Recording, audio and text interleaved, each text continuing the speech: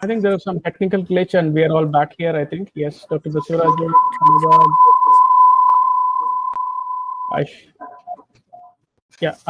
we need to have Ms. Vasista, I believe. That's all here.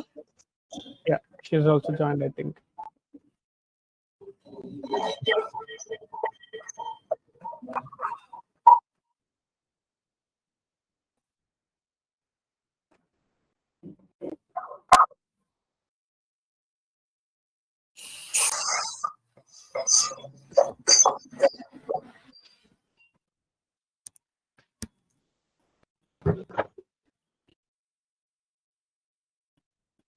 Can you please switch on your videos, Ms. Vasista?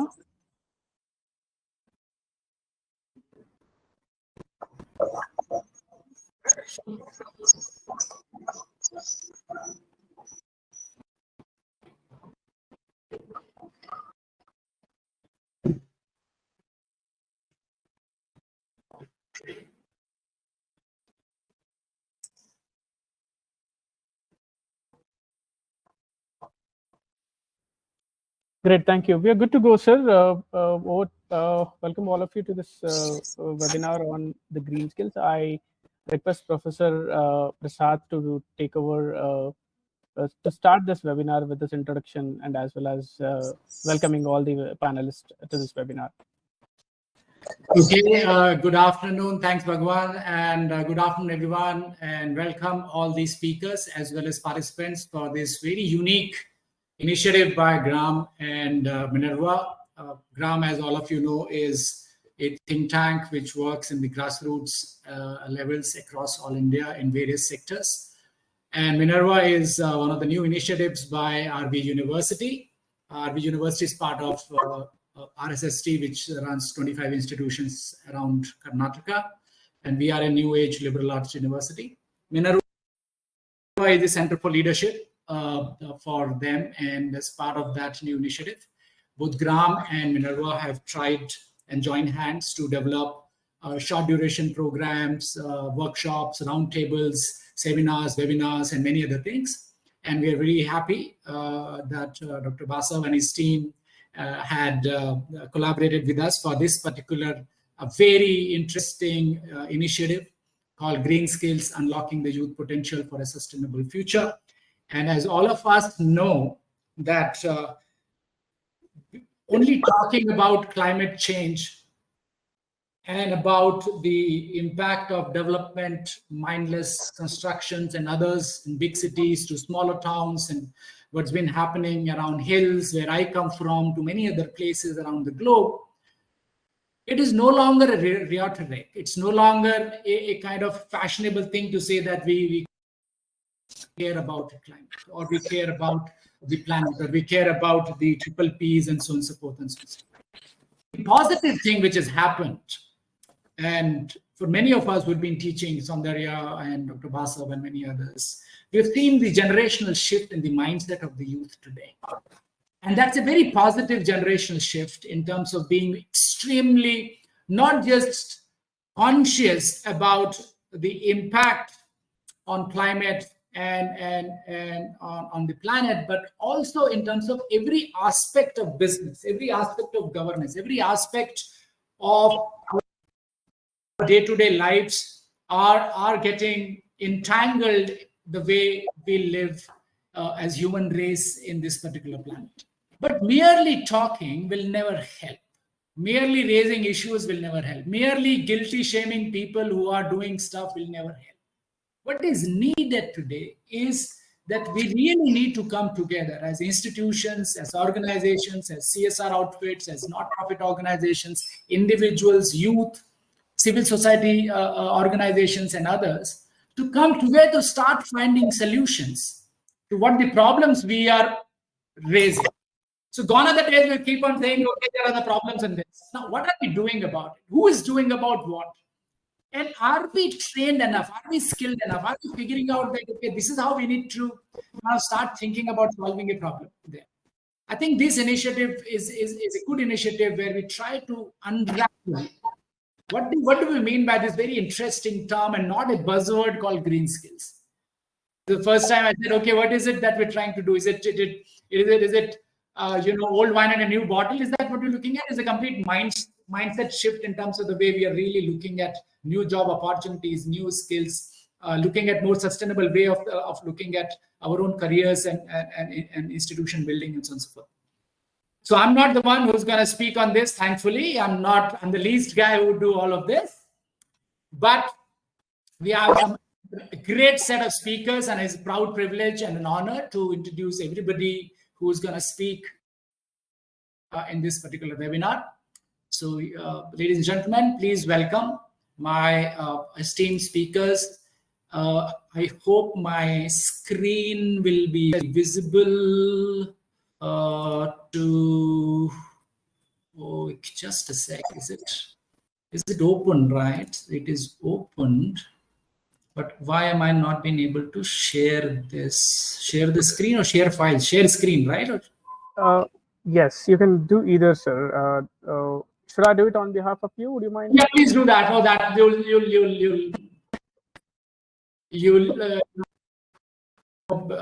you'll let me not getting embarrassed in front of these young participants and others in this case. I'm still struggling to get this Zoho platform here. Yes, so please welcome our first speaker. We have got Dr. Anurag Deep. As you can find out, he's an educational researcher. He's got a PhD in educational technology from IIT Bombay. He has done his PhD post, his master's in environmental studies from University of Delhi. But not only the one who is actually researching on these areas, he's also a practitioner who's been doing multiple activities around this area. And he has designed, developed, deployed training courses in terms of education for sustainable development, media literacy at many other places. So Dr. Anurag Deep, Dr. Deep, welcome for this particular webinar, and we're so looking forward to have you. And ladies and gentlemen, silently clap for him, that our first speaker. And second one, somebody I have the privilege and honor to know closely, my own colleague, Dr. Soundarya Iyer, is an assistant professor at the School of Liberal Arts and Sciences at our RV University. She's been a great researcher. She has worked in the French Institute of Pondicherry.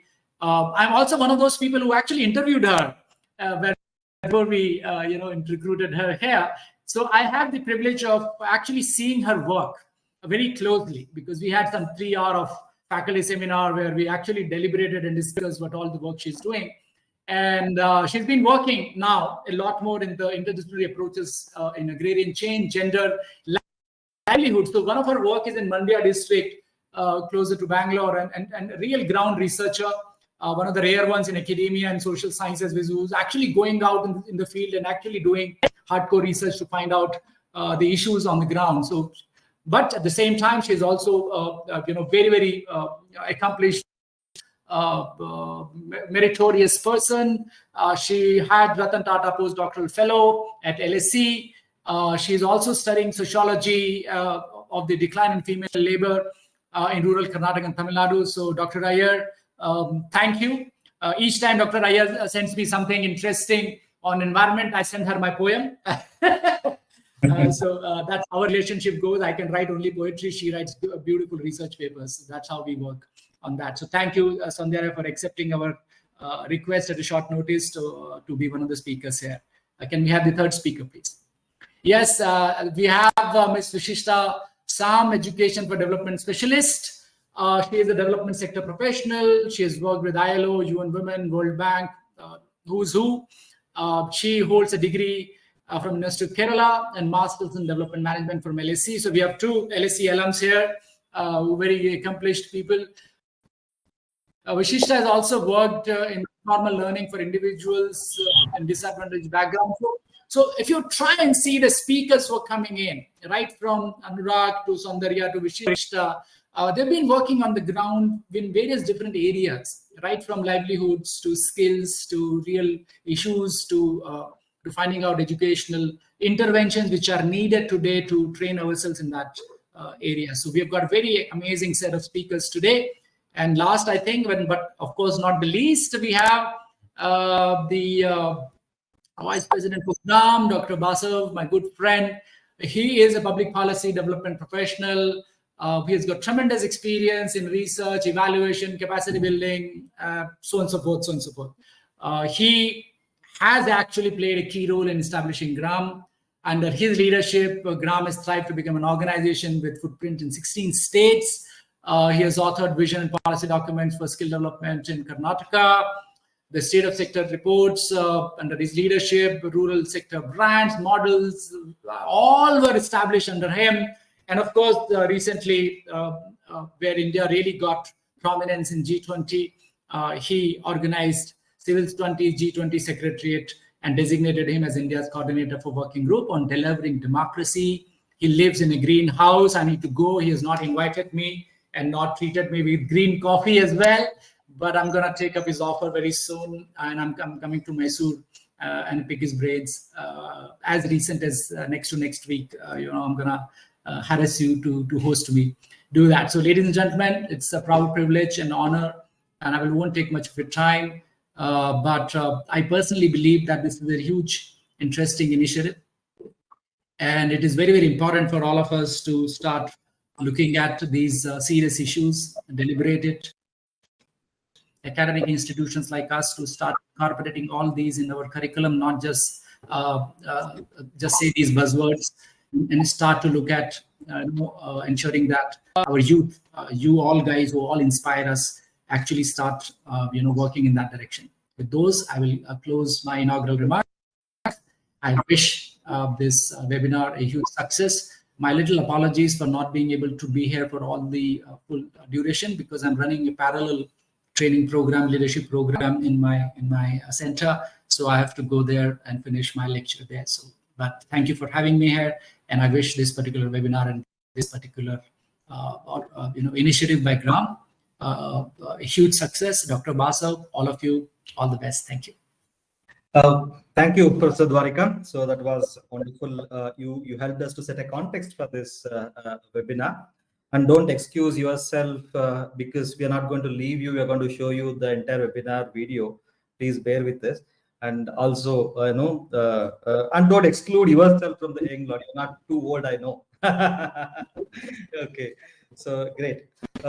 Yeah, I take this privilege of being the moderator for this wonderful topic, which I personally close to my heart and I love. The green skills, actually. And I'm privileged because I'm having an excellent speakers, as Professor Dwarika already introduced. We have very accomplished, learned speakers from UNESCO MGIEP, Dr. Anurag, UNICEF India, Vishishta Sam, and RV University, Dr. Saundarya. I once again welcome you all for this webinar, and thanks for accepting our invitation to be here with us today. Just to tell you, so this webinar is being attended by not just students, our Youth for Governance fellows, many development sector professionals, and as well as academicians. Yeah, so just to share more about this particular topic and why we have organized this today is, as you all know, more than half of world's population today is youth, who are in less than 30 years. And this figure is expected to reach to 57% by the end of 2030. This is the largest generation of young people in the history.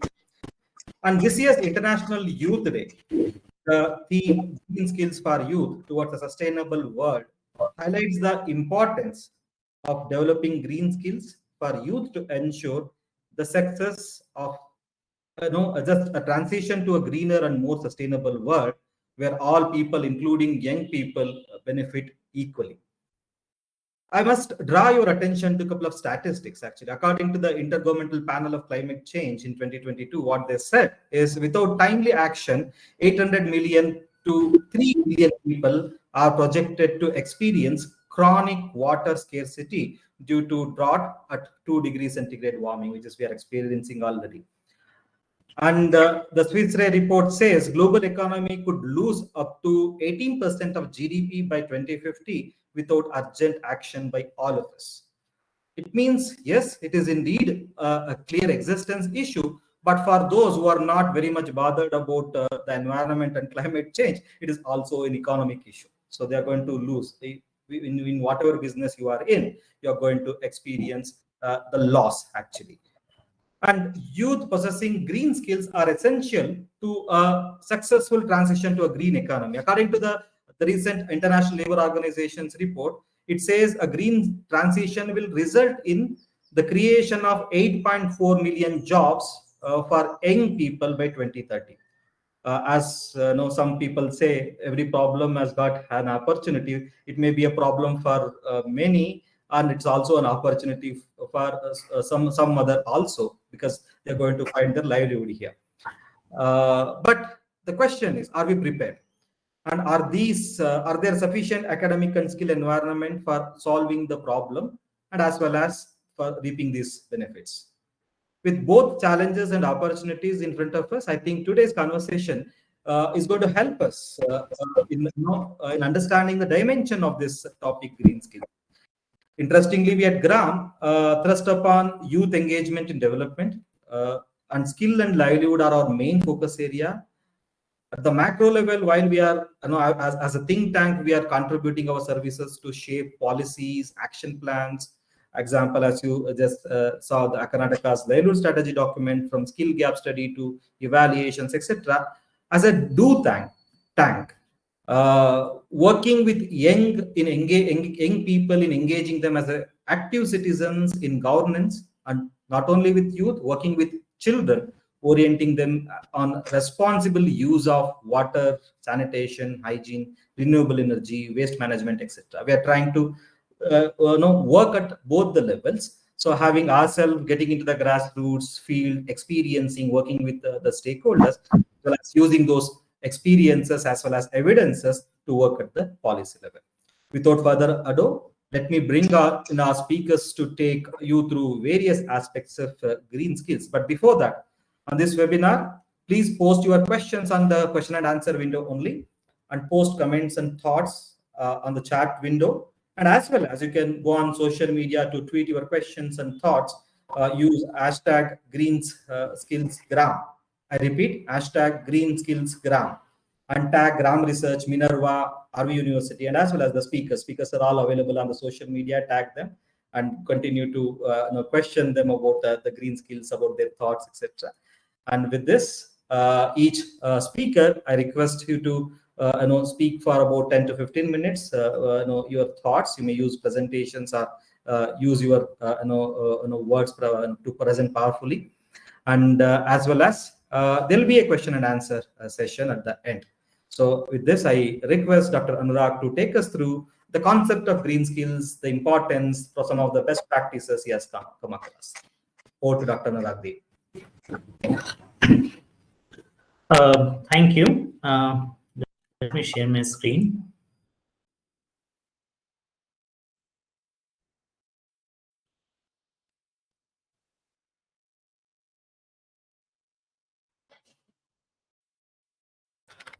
Hello, everyone, and thank you for wonderfully establishing the need of green skills and its opportunities. So I'm Dr. Anurag. I'm from UNESCO MGIP. I'm a project officer here, and I will be talking about what is green skill. My other fellow panelists would also be adding on that, and what are the educational implications and need which is required in order to develop such skills. And I will also give you a few examples of how we have been trying to address and adopt in our educational system. So Green skills refers to specific knowledge, abilities, competencies, and attitudes which are required to live in, develop, and support a sustainable and resource efficient society. There are different definitions of green skills available worldwide, and if you just Google online, there are different characteristics and ways it has been defined. But overall, why it's needed is to address why this green skills is needed is to address environmental sustainability challenges effectively. It's needed because it's essential for creating and maintaining a sustainable green economy, and it plays a crucial role in mitigating and adapting to climate change and other environmental issues. It's also required to live in, develop, and support a sustainable and resource efficient society. So these are a few reasons of why these green skill set is needed.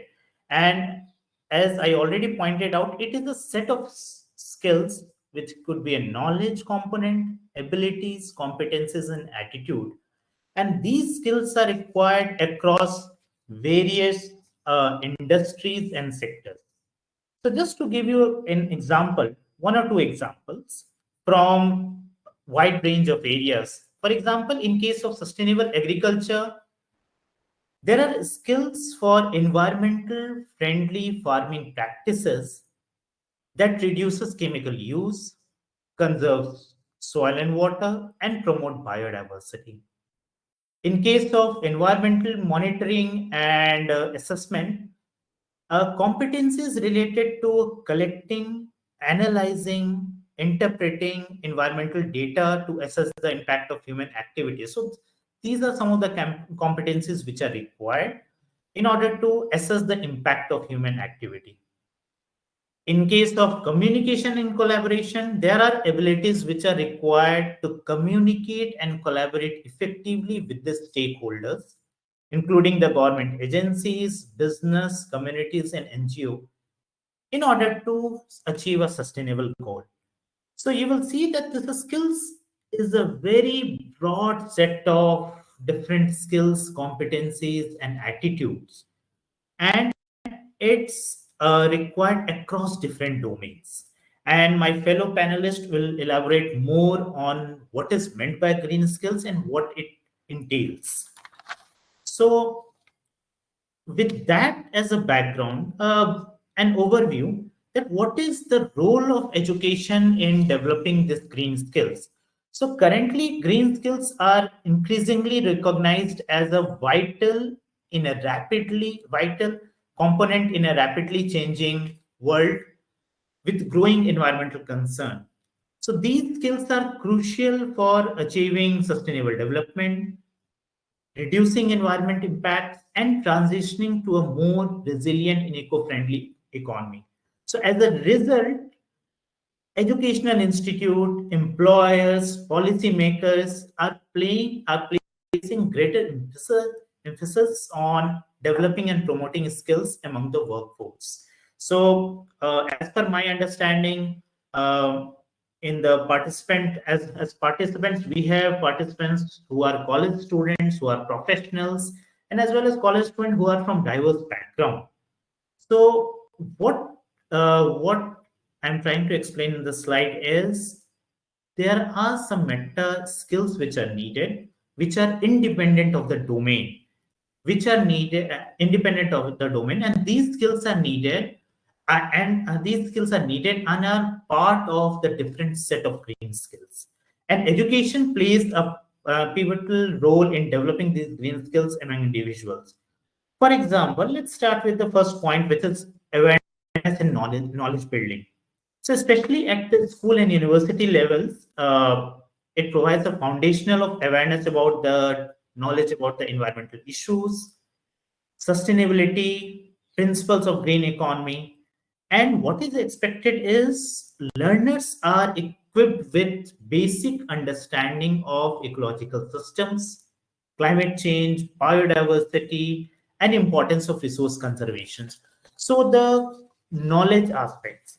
Besides this, the critical thinking and problem solving and other sustainable practices.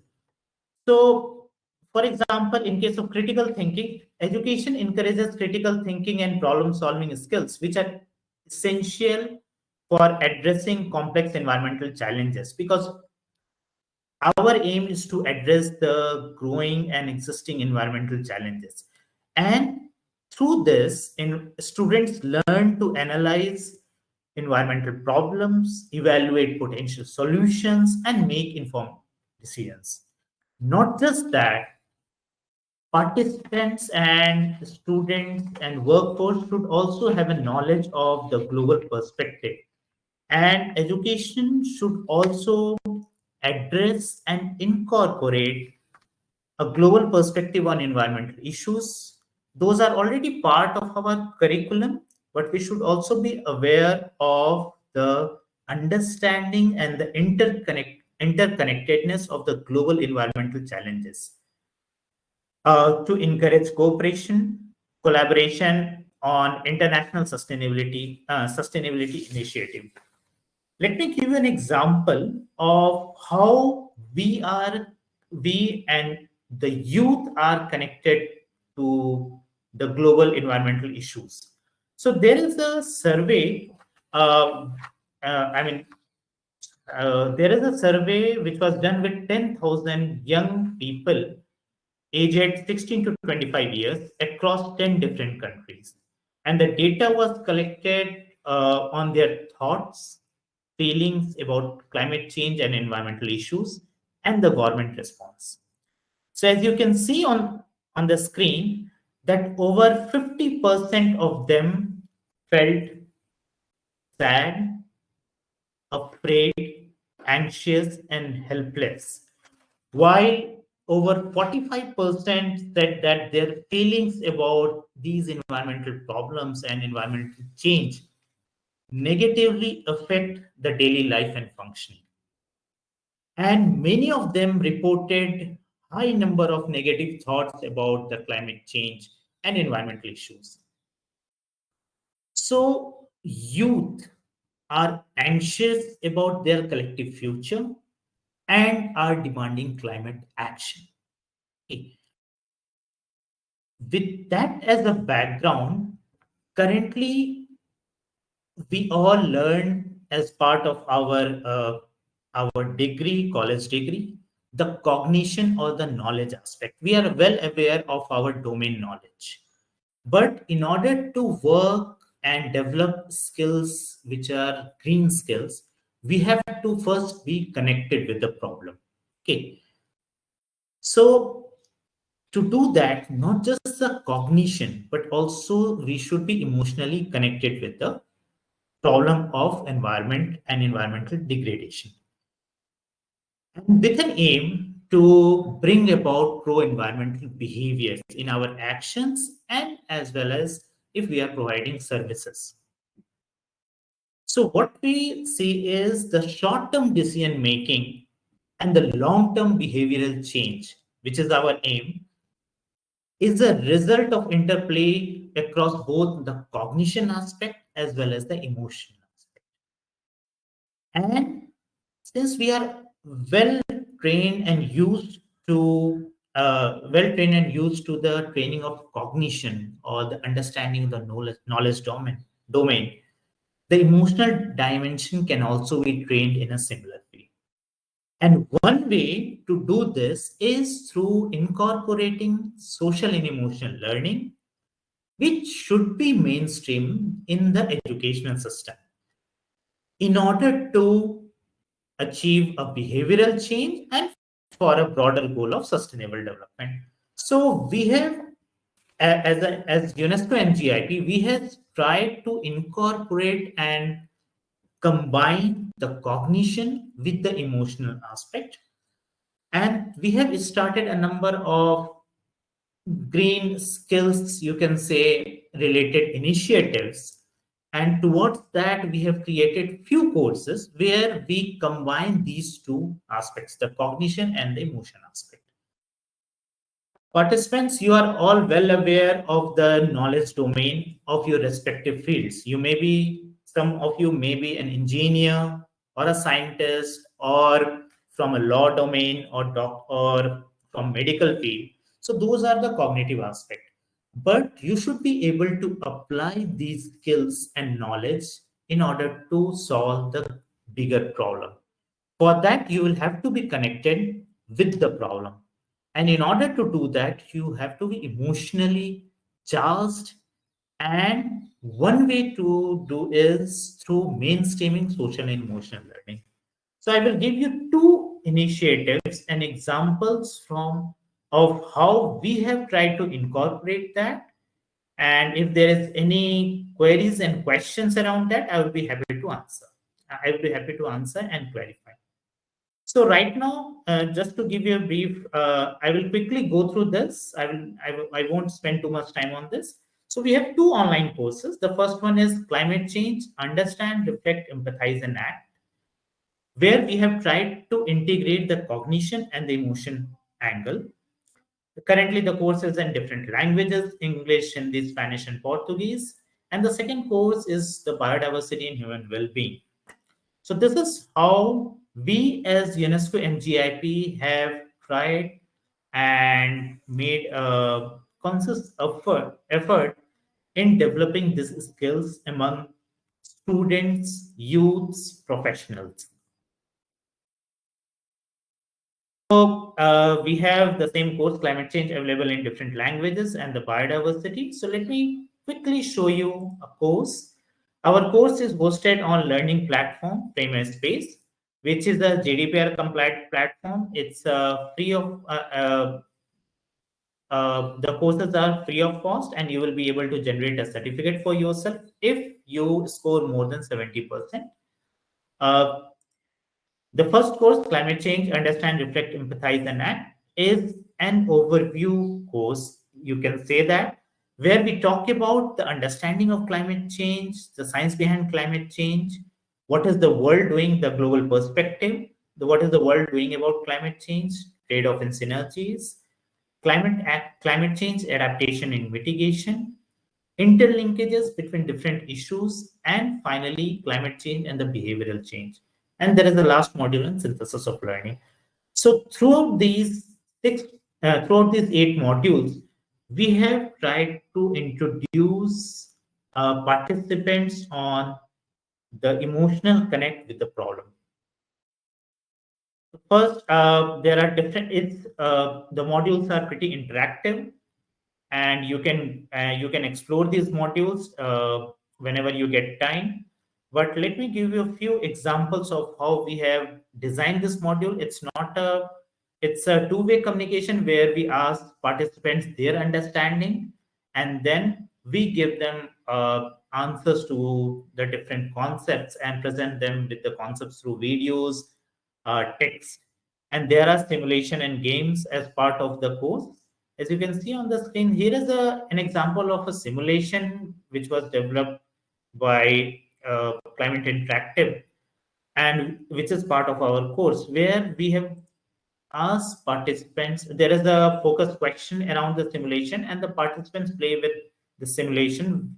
And the aim is to reduce the overall global temperature up to 1.5 degree. And there are different variables which can be changed and manipulated, and you will get immediate feedback and change in the graph once you change these different variables.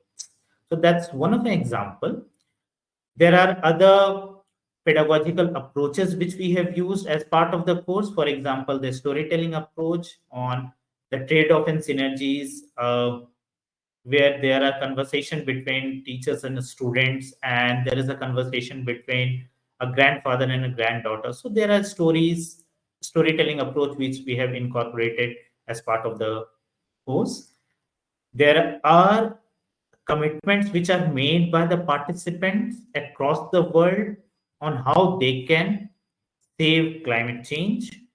They can work towards climate change, uh, reducing the effect of climate change. And these commitments, as you can see on the screen, are by participants across different parts of the world.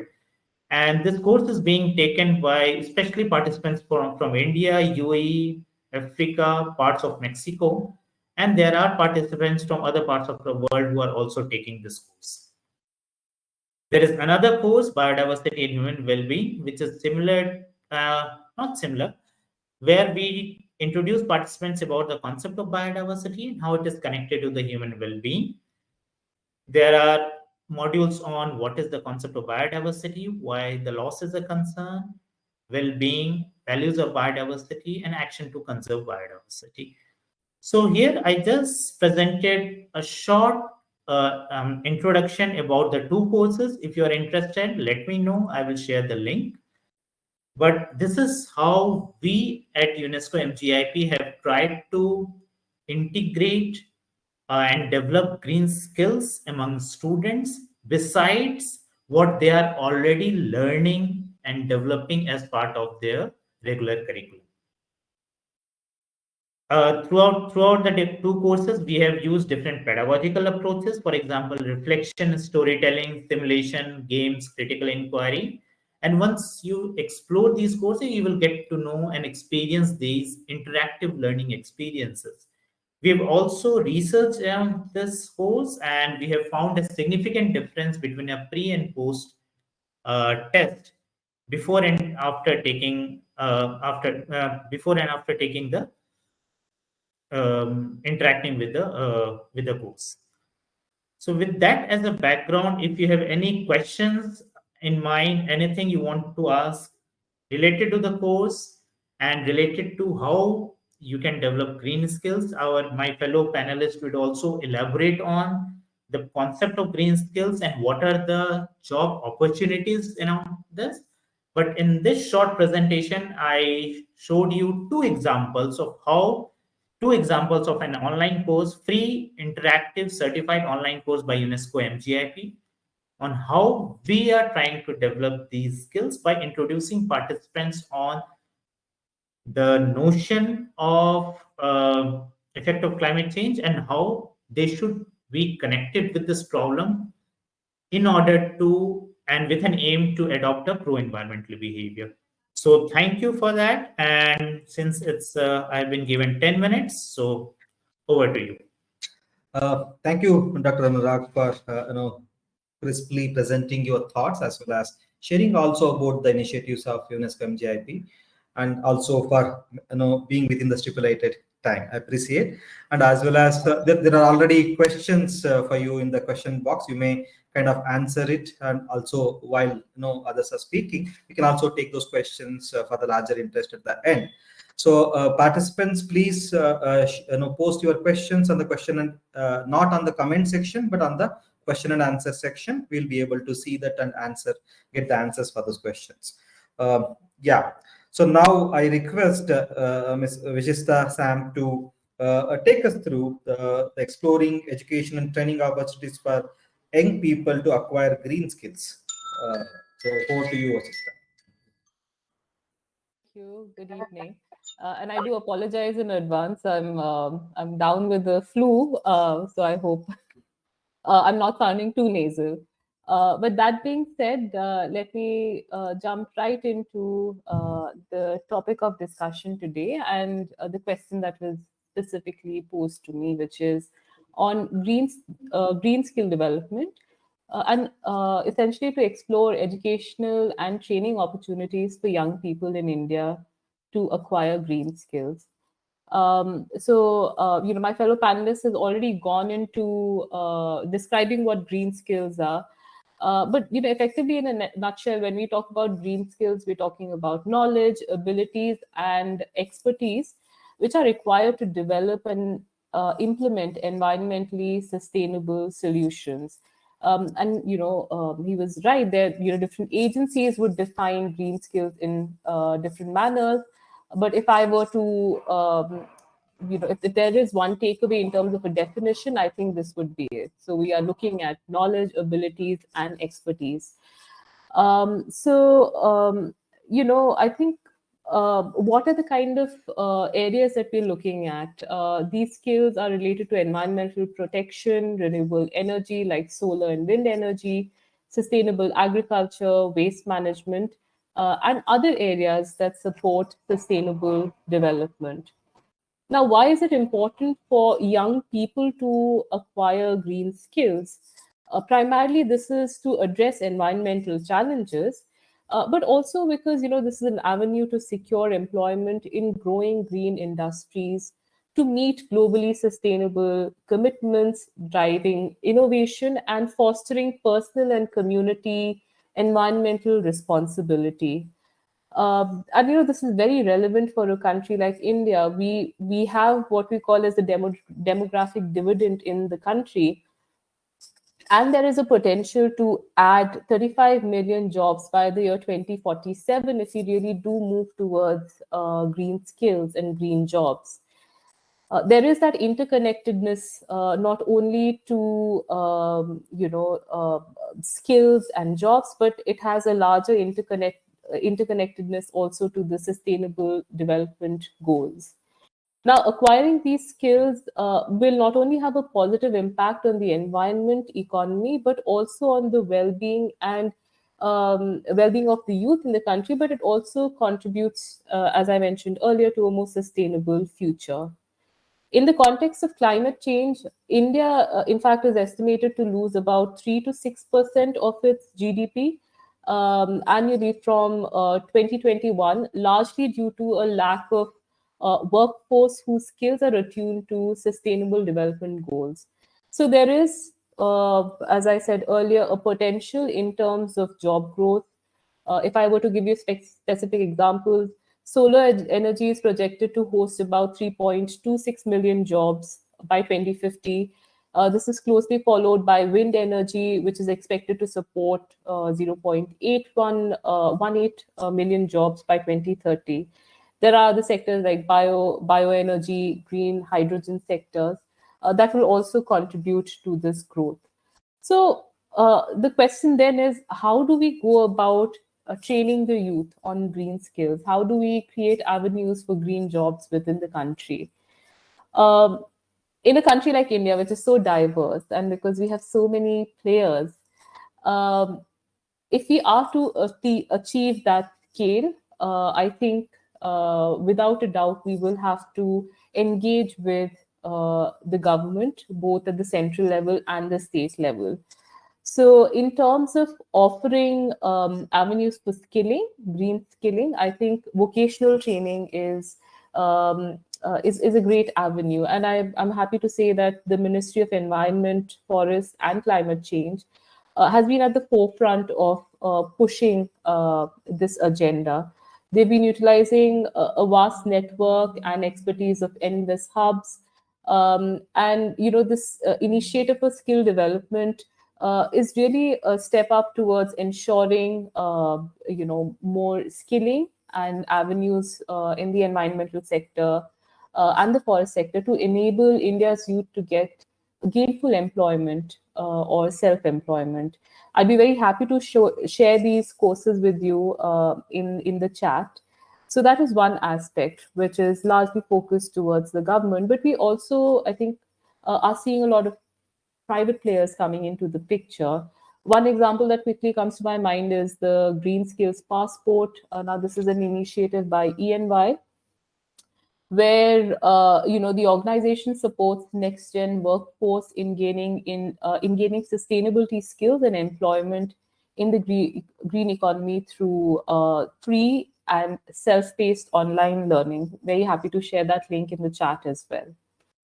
So I'm really addressing this question and coming from the perspective of looking at green skills right at the school level. So how do we nurture green skills in schools? I have a couple of suggestions which I would like to discuss here in brief. First and foremost, I think, is to spread awareness. I think there are no two ways about it. Environmental awareness and willingness to learn about sustainable development is very important. So we could look at a range of initiatives such as entrepreneurial skills for opportunities in renewable energy, innovation skills to identify opportunities and create new strategies to respond to green challenges, so on and so forth. Another intervention is by incorporating a green curriculum. We know that NCERT already has a chapter on green skills, but I feel that education, be it school or university, should incorporate environmental education and green curriculum into their programs. This could, of course, offer courses such as sustainability, renewable energy, environmental management.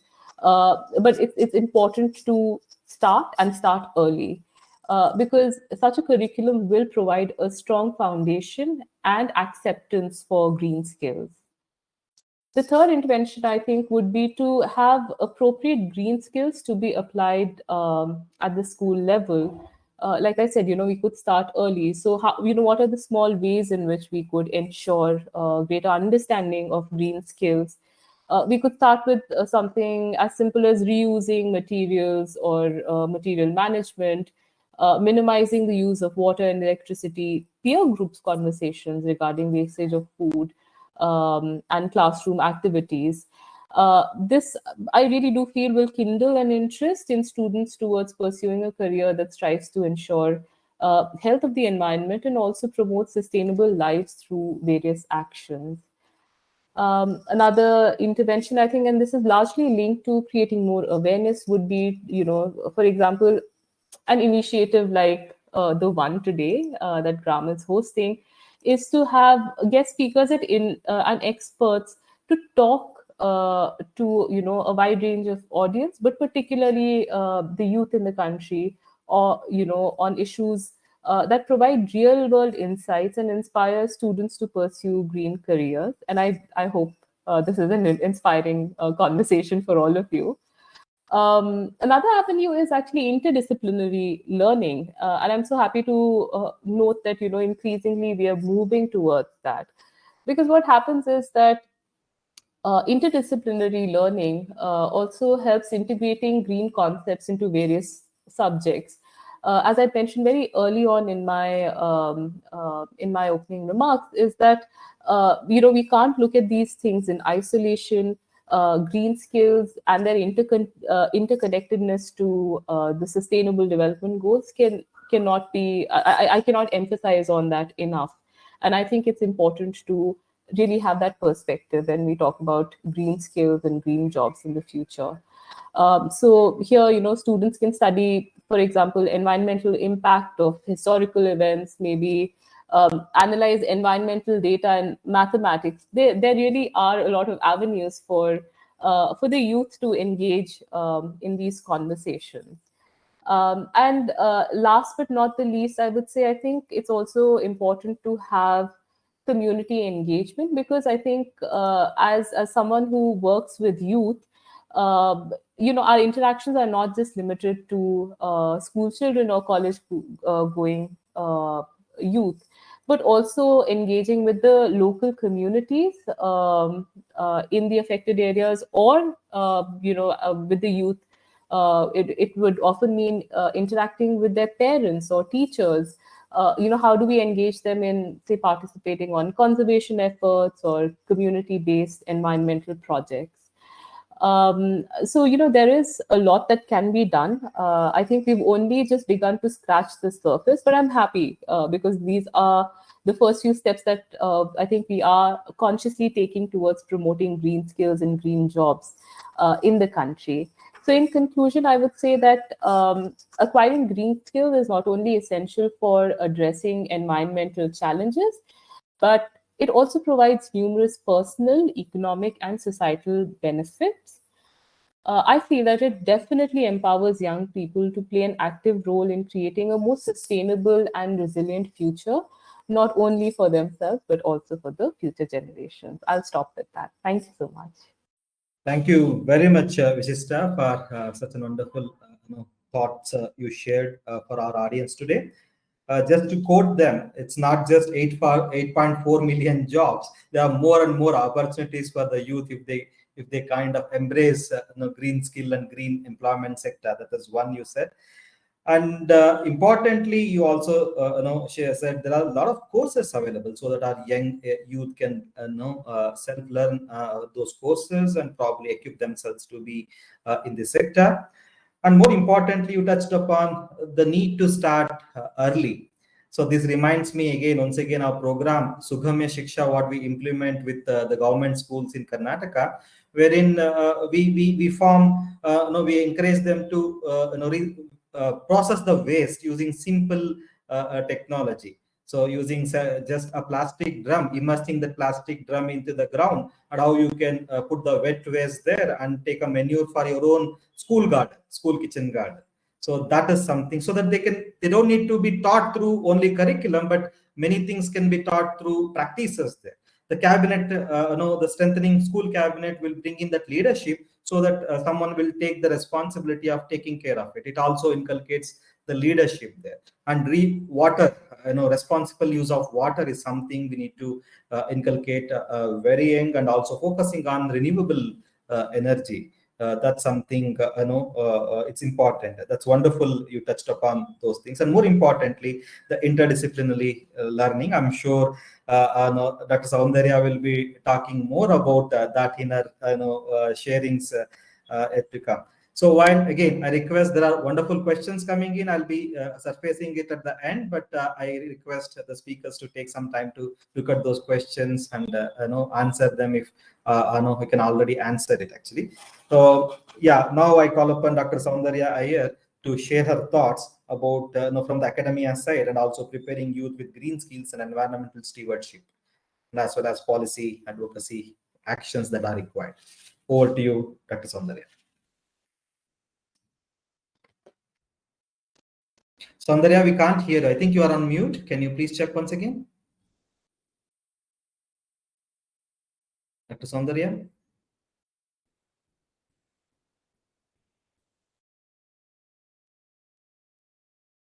Sorry? Unable to hear?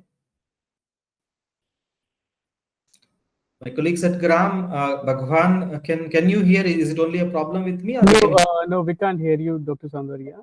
Please check with your audio, or can you please try to relog in if possible, so that it may help you in giving access of your system to the platform which we are using. Might have taken the access. Able to hear me now? Yes. Yeah. Yes, thank Okay. you. Wonderful. Yeah. Okay, great. Many thanks to Dr. Basavaraju Sreshta from, as well as Mr. Bhagwan. And Dr. Soundarya, we are losing in the middle. Maybe is it with the earphone, or maybe yeah, we are losing in the middle.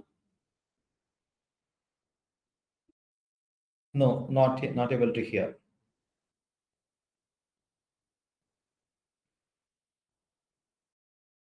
Yeah, apologies. I think should try.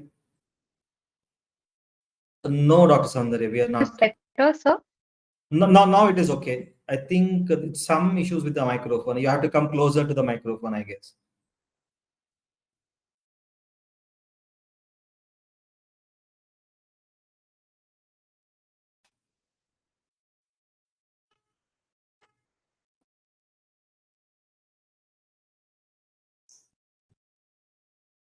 While we solve that technical issue.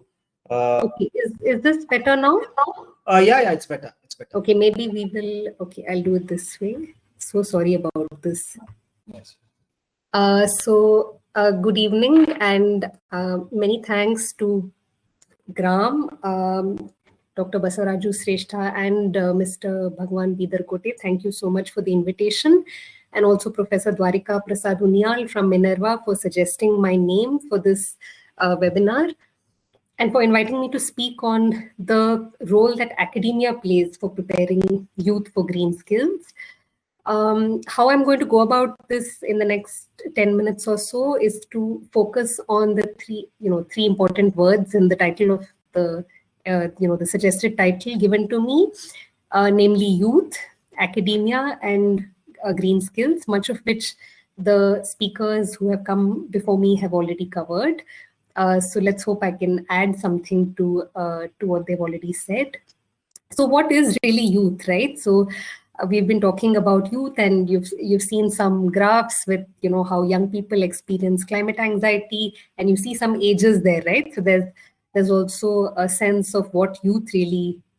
We have some kind of an idea of the age group that we're talking about. Of course, the exact ages, the people differ in what they want to define as youth, but typically the United Nations defines youth as those persons between the ages of 15 and 24, or even under 30s, as Dr. Basuraj was also saying in his opening remarks. So they work with young people under 30, so roughly around from 15 to 30 years of age.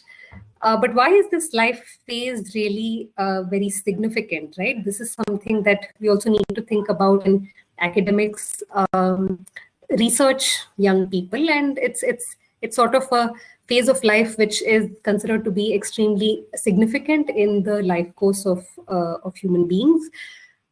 Youth is seen as a phase of transition, right? You're not a child, neither are you an adult, right? It's seen as a phase of transition from childhood to adulthood. It's also a phase of transition, economically speaking, a very important phase of transition, because young people move from education to work, they enter the workforce, right?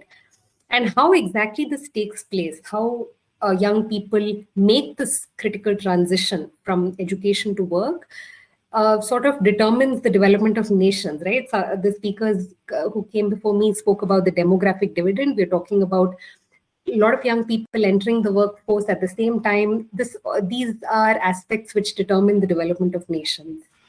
Young people add to the GDP as they contribute to economic development. This word youth also brings to mind the idea of generation, right? And we think of generation gap. This is sort of a universal phenomenon, a universal gulf in values and expectations. Nobody will agree that, nobody will disagree that they face generation gap with their parents, right? So it's sort of it's a gulf in values and expectations across generations. And typically when social scientists or development practitioners or policymakers, they try to study or address inequality, we have tended to focus on issues such as the access of caste, class, or gender, right? But generational inequality is something that has actually received much less attention than it actually deserves, right? So how do young people learn? How do they skill themselves? How do they enter the workforce? This sort of and the parent-child relationships, these kind of issues have actually received much less focus than as compared to other issues.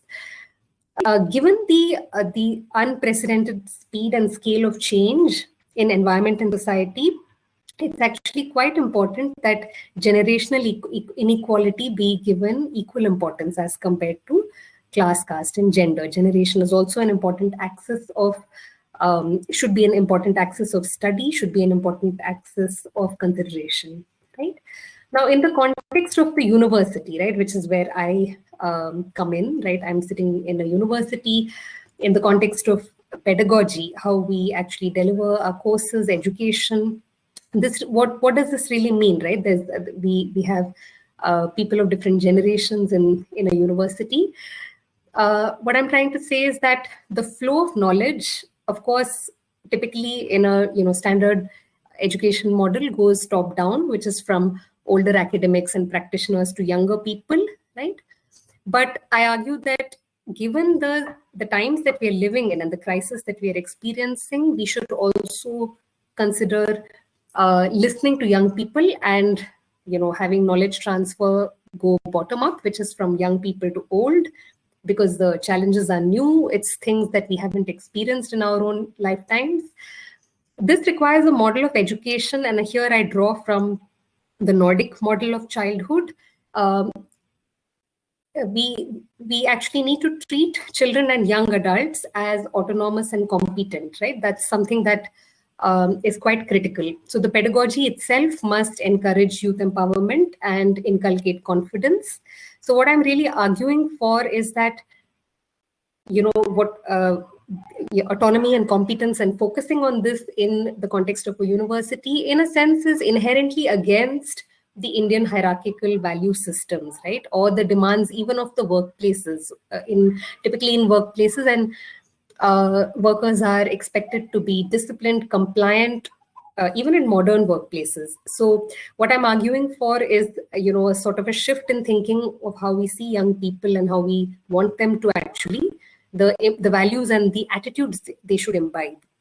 So I feel that this is important, a shift in our expectations of compliance, moving from that to autonomy, in both in demeanor, in the expression, in various kinds of things. This is necessary because young people are going to really chart out the future of India in the face of impending climate crises, right? So this is an important argument that I wish to make. Now let's look at what is the role of academia, right, in instilling green skills. And you've heard definitions of green skills already. So I'm just going to briefly, say that the UNFCCC, the United Nations Framework Convention on Climate Change, has defined green skills as including technical knowledge, expertise, and abilities that enable the effective use of green technologies and processes in professional settings. They draw on a range of knowledge, values, and attitudes to facilitate environmentally sustainable decision making. So I've already spoken about values and attitudes. So now let's focus on the technical knowledge, expertise, and abilities, right? How is the university and how is our pedagogy geared towards making sure that the technical knowledge is in place? Now, given already, this is again something that both the speakers have already mentioned, the issue is at stake is complex. The kind of technical knowledges involved are complex, therefore, right? So interdisciplinary education is really the future. It is the way to go. So I teach in an environmental science undergraduate program. We are housed within the School of Liberal Arts and Sciences at our university. What this means is really that students can choose subjects, majors and minors, right? So often we have students who choose environmental science and they mix it with minors in political science and international relations, sociology, filmmaking, philosophy, political science, right? I believe this is extremely desirable given the kind of complex challenges that young people who finish their degrees are going to actually address, and the kind of work opportunities that are going to arise. It's not just environmental NGOs or environmental workplaces where they will be working in. People are going to be in businesses, in marketing, right, all across the board. So this kind of a liberal education is actually useful and important. Further, we have students who are in business, law, design, in economics, who are also taking electives or taking compulsory courses in environmental science. This is actually very desirable because the understanding of both the science of environmental change is actually, firstly, the understanding of the science is extremely important. You often have people who try to implement solutions without understanding the science, right? So a very good example of this, and many environmentalists have spoken about this, is drives to plant trees, right? Drives to plant trees are very easy, popular ways of actually engaging people, young people, children, old people. However, often it doesn't take into account other issues, say water availability to plant the trees, or the kinds of species where in a particular location, does it suit the habitat, what trees should be planted, right? So these are actually so quick fixes and solutions to environmental problems or even social problems often end up missing something if the science is not focused on. Moreover, we feel also that even at the university, when we design the course, we feel that environmental change has very huge and very diverse societal impacts, while also societal change impacts the environment. So we are trying to, even within the environmental science degree, and this also is bolstered by the UGC, so the University Grants Commission in its model environmental science syllabus also suggests broadening the syllabus beyond the natural sciences to the social sciences, right? To actually take into account the fact that both of these are extremely important to understand environmental change in the current situation, particularly in developing countries. So this is one aspect of where academia plays a role and how we can actually create interdisciplinary, build interdisciplinary degrees and interdisciplinary courses. The other place where I think academia plays a very important role is in order to actually impart these technical knowledges and abilities, actual problem solving and research skills become extremely important. So research often comes to us like, the word comes to us and we think of it like a black box, right? You don't really understand what people do when they say they're carrying out research. So for many young people, it appears like a black box. But the research skills are actually very good and very transferable skills, irrespective of whether you're actually a researcher in a university or a scientist in an institution, or if you're actually a marketing, you're working as a sort of in a marketing, in the marketing domain, you may still use research skills. So these are skills which are quite transferable across domains.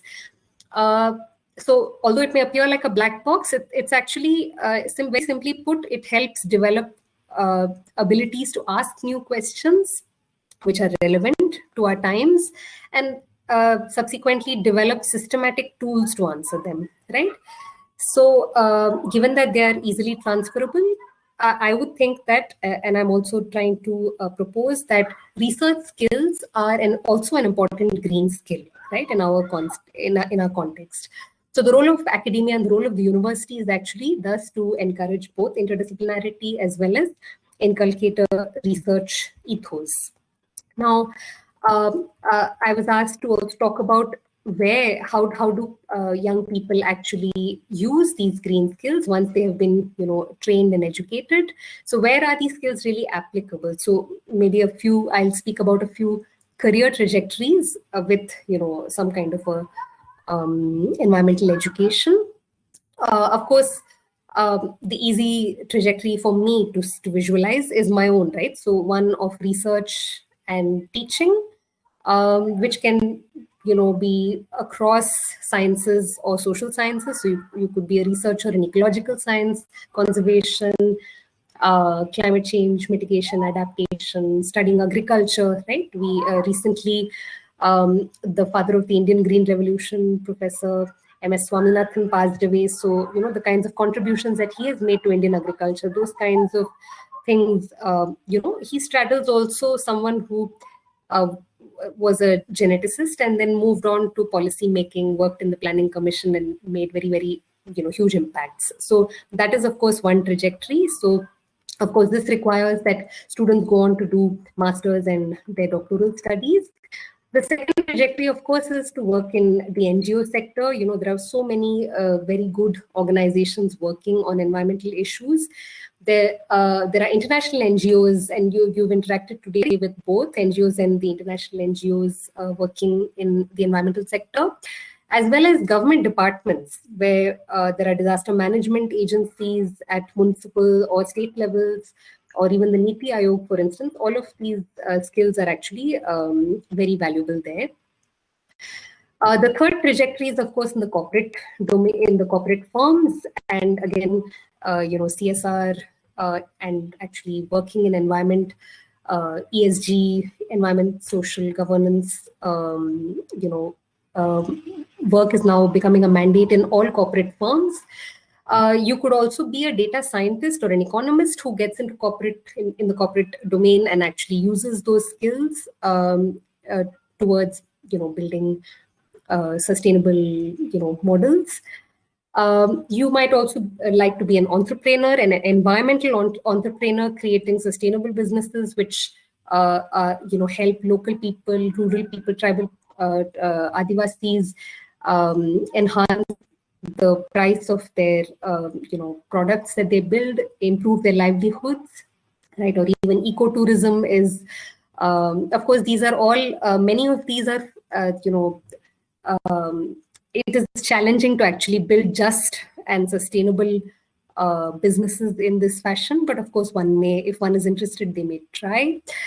And of course, what we also at our university believe is that creative, jobs, say for instance, environmental filmmaking or environmental photography or environmental journalism, these are also highly impactful fields. Communication is today an extremely important domain where, environmental messages can actually be very quickly magnified and spread across. Right. So all of these can play a very important role in environmental stewardship and advocacy. So with this, I think I've tried to broadly cover the role that academia can play for youth to inculcate green skills. Thank you so much for your patience. I'm happy to take questions. Thank you so much, Dr. Soundarya. It was quite interesting to listen to the interdisciplinary things, both as at your university, at the larger academia, trying to bring in. And okay. And what I really liked is it should become than a rule, it should become a value. And than compliance, it should become an attitude towards green skills, practicing and advocating for green skills. With this, I would like to draw the attention of our panelists towards some of the questions raised by the participants. First, I would go with the question by Shri Nikhil Dhange, the director of Pune Management Association, who is also CEO of Civic Affairs NGO, which works on water and environmental issues. He asked about the more carbon dioxide emission, CO2 emissions group belong to industrial development. Basically, the industries are contributing to the pollution and CO2 emission. How industrial employees focus to bring them in green skills, actually. How the employees of the industries, we can focus them to bring them towards becoming more greener and imparting green skills to them. So any panelist would like to take up this question? How we can involve industries in making them more green?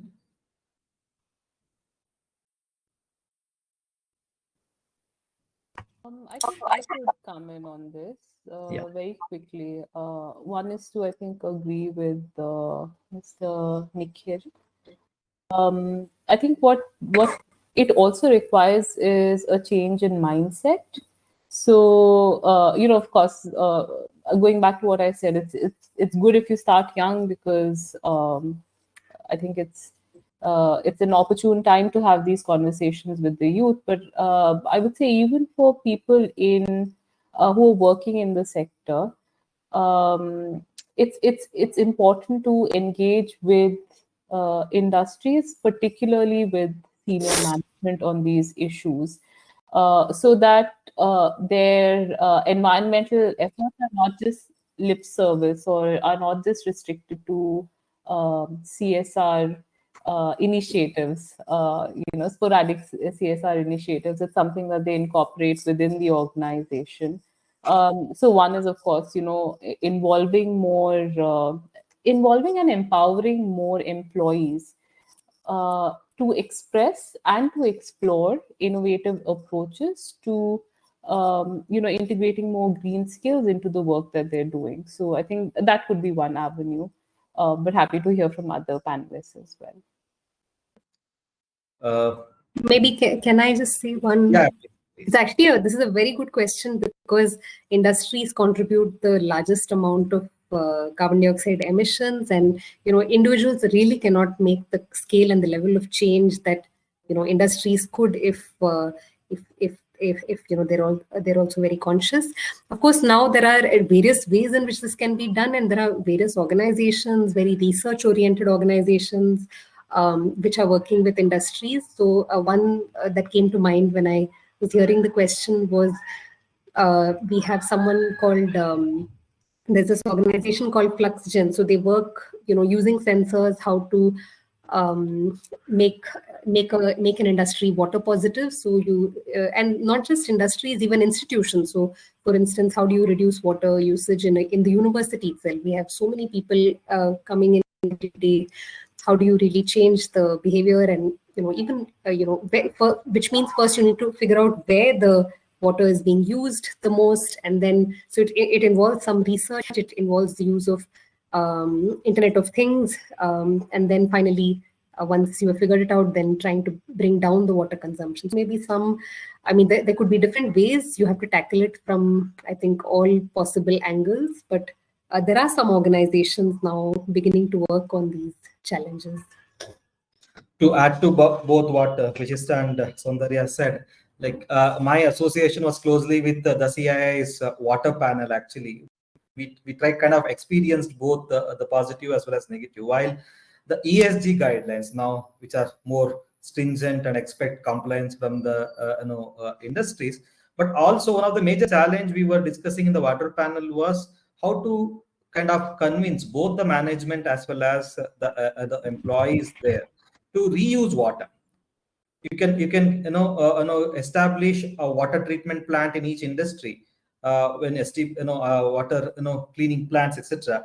But even there are we saw reluctance at the employees level as well as sometimes the management level, even to use that water. Forget we are not even expecting for drinking, but even for their gardening work and other things actually. So that's the reason I agree there is than compliance, a lot of mindset required to be changed. It has to become an attitude towards environment, reusing the resources. That's something. So it's a continuous. It can only happen through reinforced awareness and education initiatives that we need to do. And to precisely to answer, because one is while ESG guidelines take care of the industry's compliance for reducing emission, but as employees also, even not necessarily only industrial employees, but all of us as employees. So we need to think about how at our individual level we reduce CO2 emission. So that's something more and more thinking required to happen. Probably in the positive of time, I would recommend our audience today to go through the life economy, that is lifestyle for economy guidelines and simple handbook brought out by Niti Aayog, how you can all change our lifestyles for the environment, lifestyle for environment and lifestyle for economy also. So that I would suggest strongly. So we'll take the next question. In the meanwhile, I request Vishista to suggest some of the courses which you said in your topic, because there's a question about that also. You may answer them in the chat box itself, so that it will be benefiting for the other audiences. Let me just add the link here. Please. And I would probably request Anurag to answer this question: how to educate Indian farmers about these green skills? First of all, I have a larger question: whether farming is a green skill. That's something we need to think. Number one. Second is how to educate Indian farmers about these green skills. I'm not sure how to answer this question because they are the people who are closely related to the actual environment and field, and they are the person who I believe are the best. Person who practices sustainability in their lifestyle and adopt a pro-environmental behavior without any wastage or anything. So I'm not sure, maybe our panelists can add that, but I believe Indian farmers doesn't need green skills because they're already practicing. I'm not talking about farming practices. I'm talking about their livelihood and how they spend their 24 hours of a day in a rural setting. So maybe my colleagues and panelists could add more to this. Saundarya, you have anything to say? Yeah. So I'd like to add to Dr. Anurag's. I agree with Dr. Anurag. So if you think of even the rural extension, agricultural extension, which post-independence, which is all about passing modern scientific knowledge to Indian farmers, right? And in a way, that's you could think of that as passing green skills. Even the model of extension has actually changed very much in India. So earlier it used to be very top down. So scientists will tell farmers how they can improve what they are doing. But now, over a period of time, we've actually moved to more bottom-up approaches to learn from farmers also what their approaches are, which means we are also acknowledging that they are doing something, and it is actually in a way modern industrial agriculture, which is heavy use of pesticides and all of this, which has actually been harmful for the environment. So we are actually going back to thinking of organic farming or thinking of agroecology, using the resources to the best possible use without a lot of inputs. So that is, of course, one thing. And in terms of livelihood, yes, I agree with Dr. Anurag that if you see the daily life of an average small and medium farming household, barely there's not much use of, there's not much CO2 emissions in a sense. But of course, as a sector, if you look at it as a whole, and this is where also climate emissions, when you look at the emissions from the sector, whether it is from livestock or from agriculture, and say in the context of crop burning in Delhi, all of these are of course things where interventions are definitely required. But there is a reason why farmers also practice some of those techniques. And so it's actually a very complex issue. There is an economics to it. There is a either a lack of government support, or the whole range of things which come together, which is what makes environment actually a very dynamic discipline, because it's not just the science of the environment, it's actually all of these put together which bring certain behavioral practices. I would like to read an answer by for the same question by Dr. Manjunath HT, my good friend, who's also an agricultural scientist.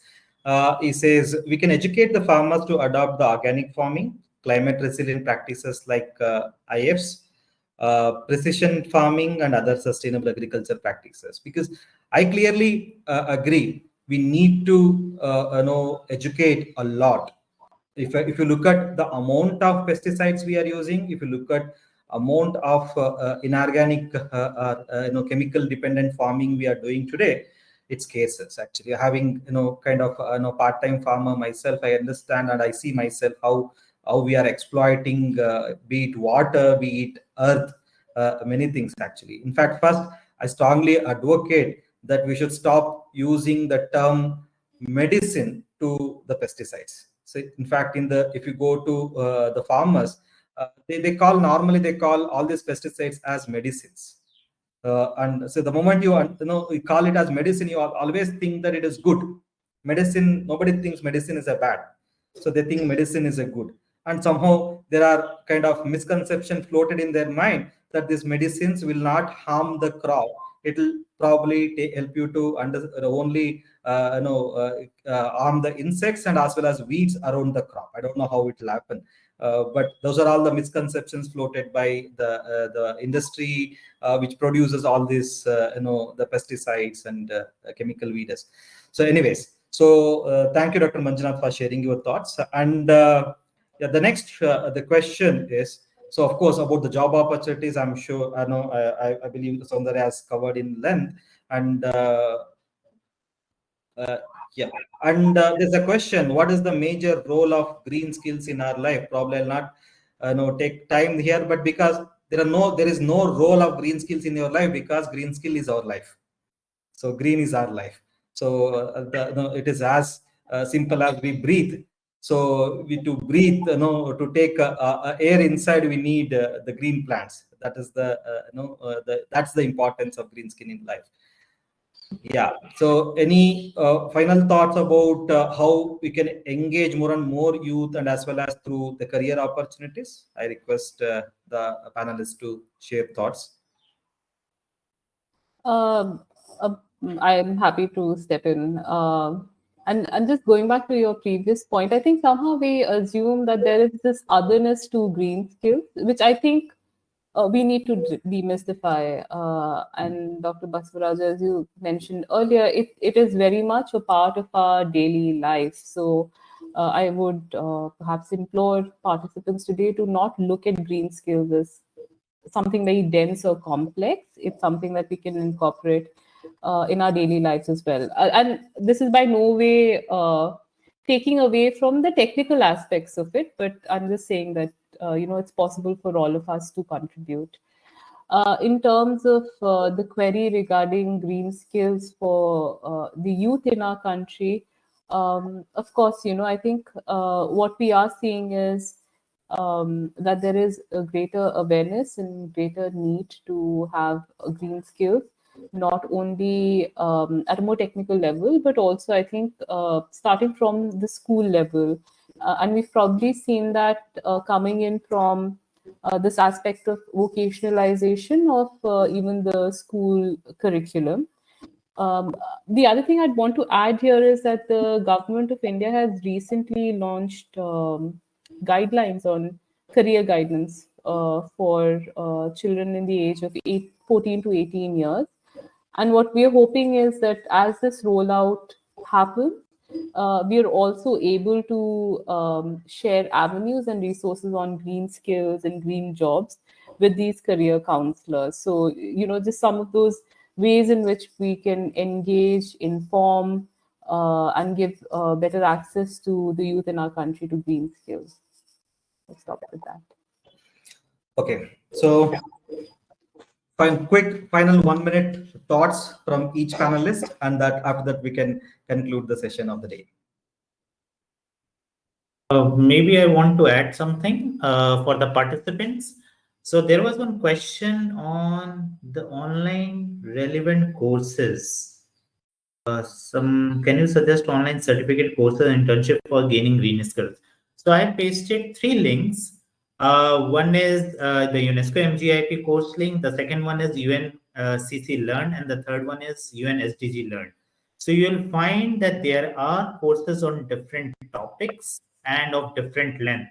It may vary from 2 hours to 20 hours to 50 hours, because there are certain topics which are very vast.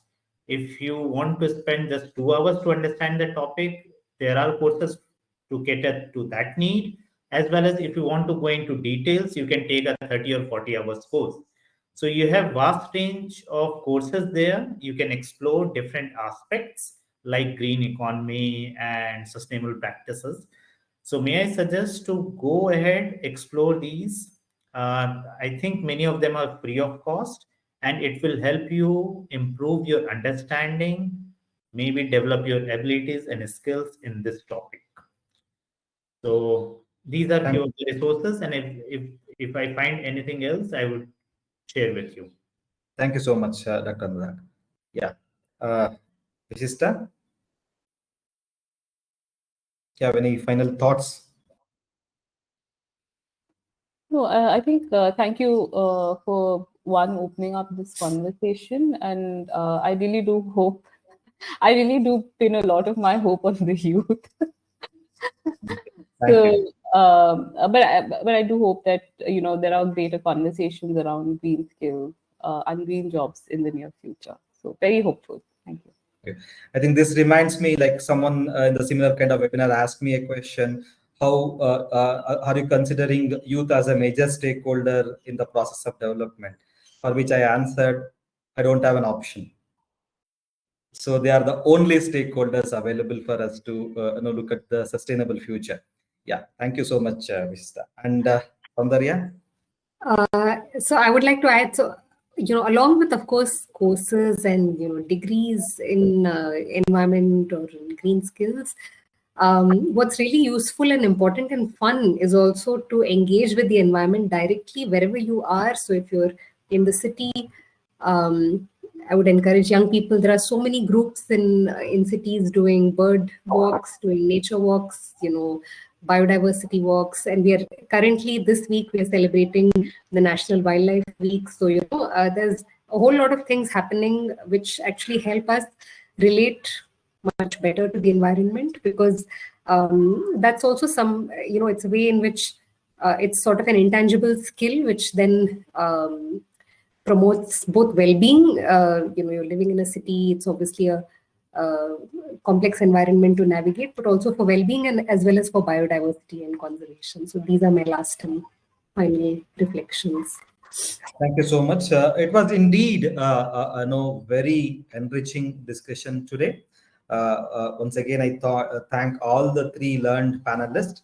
I myself has kept around 6 to 8 tabs opened to read through after this conversation. So much of takeaway from this webinar today. Not just listening to the words, but also a lot of things to take away to the home and read it and understand it and upskill ourselves. And I finally, I firmly believe this lot.